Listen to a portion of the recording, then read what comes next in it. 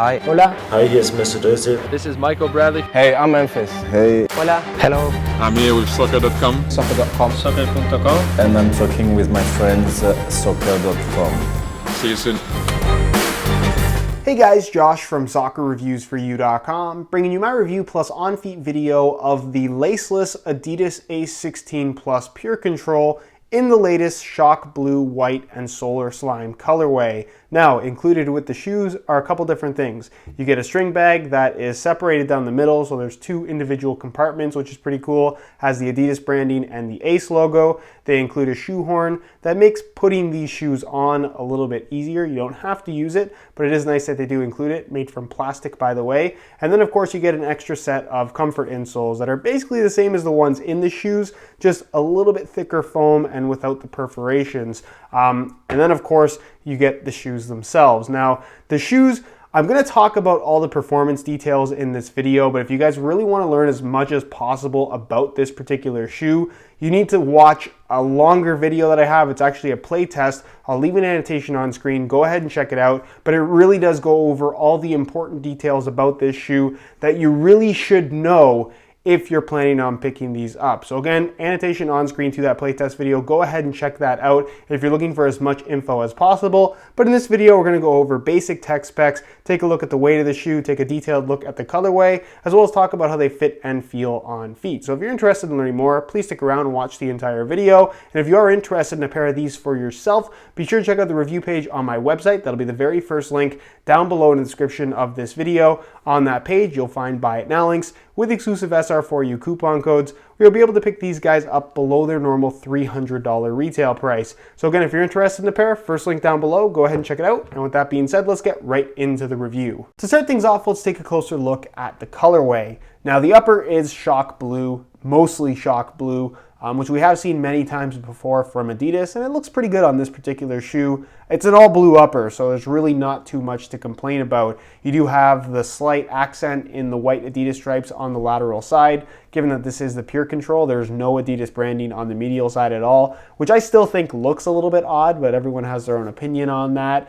The majority of the prime knit on the upper is blue in color. We have a little bit of that solar slime green color kind of peeking through within the actual fly knit, and then of course it does have the clear covering on top, which is kind of a cool little detail. Also, you'll find that right here, when it stretches out a little bit across the top of the foot here, it does reveal some solar slime in the kind of under layer of the prime knit, which is, again, kind of a cool little detail. The pull tab right here is solar slime. The back tab, as you guys can see, is blue. You have a black Adidas logo right there at the back. And then, of course, you do have the Sprint Frame outsole that has this really cool kind of like frozen metallic blue look to it. It's a really interesting finish. It does come with a warning sticker as well, telling you that the finish will wear off over time. We've had this with pretty much every colorway of the PureControl so far. It doesn't really wear off that badly. The majority of the wear you're gonna find over the first couple of weeks, at least based on my experience, is right around the edge of the studs. So for the most part, it's not something that's super noticeable, but just keep in mind that they do include that warning sticker, and the finish technically will wear off over time.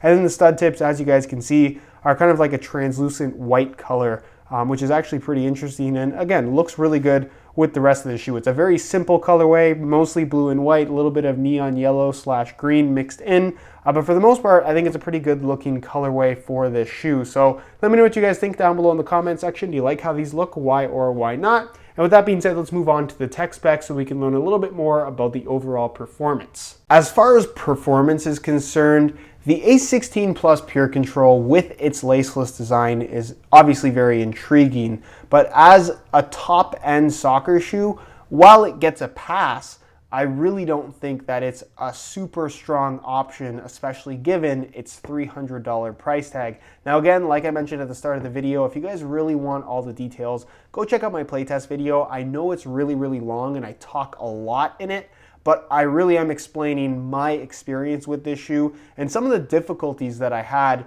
with the design that you can't really fix due to the laceless system. But again, I'm going to go over kind of the basic tech specs and the basic issues, I guess, that I had with this shoe in this video. So the upper is entirely made from prime knit, which is obviously a knitted material, similar to Nike's Flyknit technology. Now, because of this, a lot of people want to compare this to the Magista Obra as well as the Superfly, and 100% they don't compare. They are completely different in pretty much every single way. And the fact that this has a knitted upper almost doesn't matter.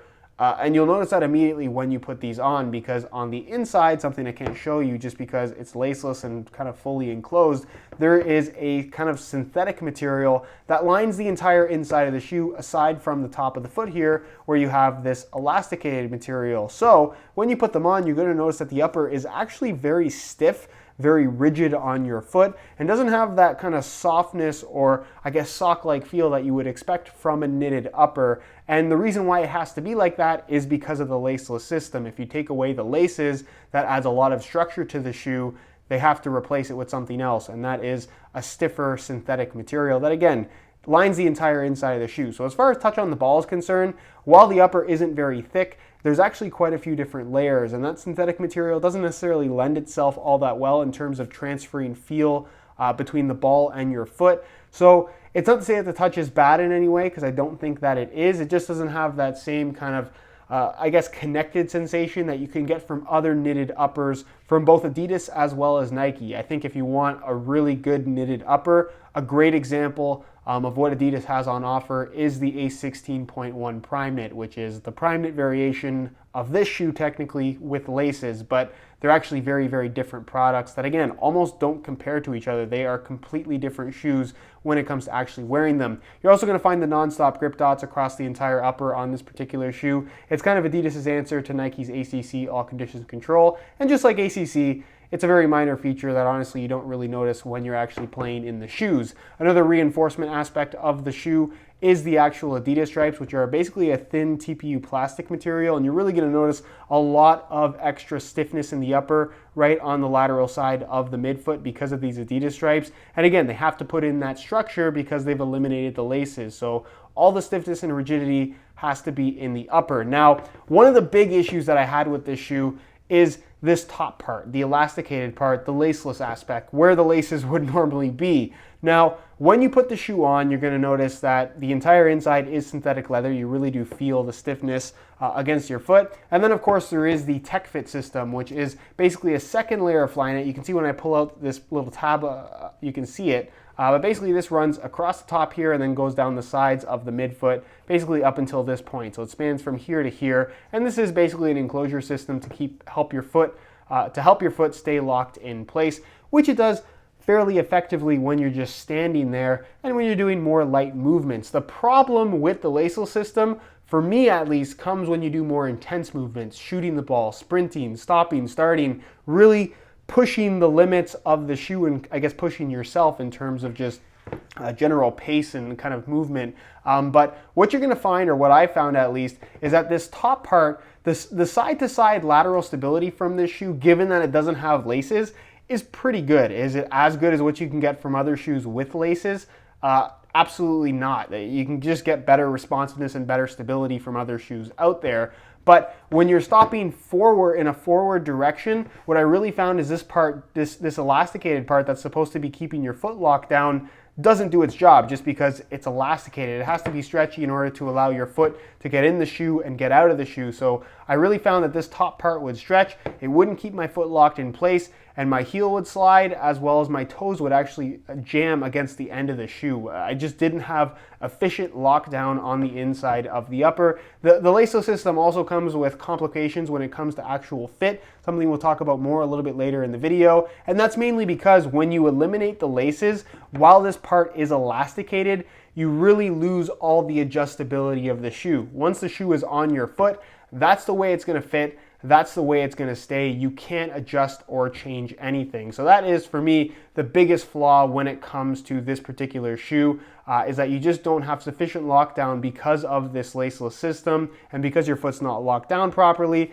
it leads to complications at the front of the shoe as well as in the heel that mainly have to do with comfort and a little bit with stability as well. Now the cut, not a mid-cut shoe, not a low-cut shoe. It's kind of in the middle. It's what they call their prime cut, which I guess it's just a made-up name. It doesn't really mean anything. And as far as the collar is concerned, it doesn't really mean anything either. Just like what Nike's doing, it's there to give the shoe a different look, but really offers no performance benefit at all. It's basically just an extension piece on this particular shoe. And again, you don't feel it while you're wearing them, unlike the Nike one, which does feel a little bit different. But again, the mid-cut aspect of this shoe, or the interesting cut in general, like I said, is not something you're really going to notice while you're playing in these at all.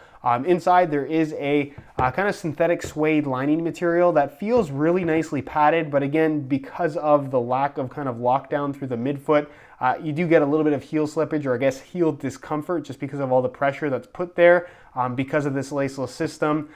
Again, we'll get into that a little bit later. Insole fully removable. This is the lightweight ones included in the shoes. You get the extra comfort ones as well if you just want something a little bit more cushioned, but mesh liner on top, perforations through from the midfoot forward, I guess I should say. And then it's just a single layer of this black foam. Nothing fancy, but I didn't have any issues with the insole. And then, of course, as far as the outsole is concerned, it's a sprint frame. So you're going to get this on all the top-end Ace models, not just the PureControl. The only difference with the PureControl is that you get a different finish that will wear off over time, so it doesn't really mean that much anyways, but the sprint frame does have an external heel counter, which is pretty nice, and it's basically what we got from the first generation F50 Adizero. So you get this support ribs through the middle to add rigidity, and the stud pattern, all conical studs, kind of that classic Adidas layout that we've been seeing for the last, I guess, 6 years now.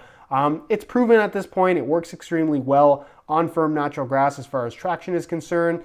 And this is technically an FG-AG stud pattern as well, so you can wear it on artificial grass. I've done that. It's not really an issue. It's not a true AG stud pattern in my opinion, but the overall clinginess is not an issue, and it doesn't feel unsafe in any way at all. So again, if you do need a pair of shoes to wear on both firm ground as well as artificial grass, pretty much all the new Adidas models are technically FG-AG, so you can get away with it. So that's pretty much it as far as tech specs are concerned. I know I talked a lot in this video, but there's so much more to talk about. And like I said, in that playtest video, I go over every single thing in great detail. So check that out if you are planning on picking these up. And with that being said, let's move on to the weigh-in portion of the video so we can get a better idea as to how lightweight these guys are. In terms of weight, the PureControl is relatively lightweight. So I'm going to weigh this pair for you today in real time using this scale. Keep in mind this is a brand new pair in a size 9 US. We're going to throw them on the scale, and you can see that they weigh in at 7.9 ounces, the equivalent of 223 grams. So give or take half an ounce, almost a full ounce more than the Superfly 4 and the Magista Obra, the two shoes that a lot of people want to compare this to. But again, they're still just under 8 ounces in the 8 ounce weight range in general, which again is going to provide that nice lightweight feel overall. With that being said, if you're buying this shoe, weight is obviously going to be an important factor, but I think you probably just really want the laceless system in general. And again, the shoe's light, the laceless system is going to have a bigger impact on your experience though. So the weight, almost not that important when it comes to your buying decision with this particular model. But again, if everything else kind of meets what you're looking for in a pair of soccer shoes or what you're interested in, just know that you shouldn't have too many issues with the weight because, like I said, they're relatively light. All right, so here is a look at the Ace 16 Plus PureControls on feet.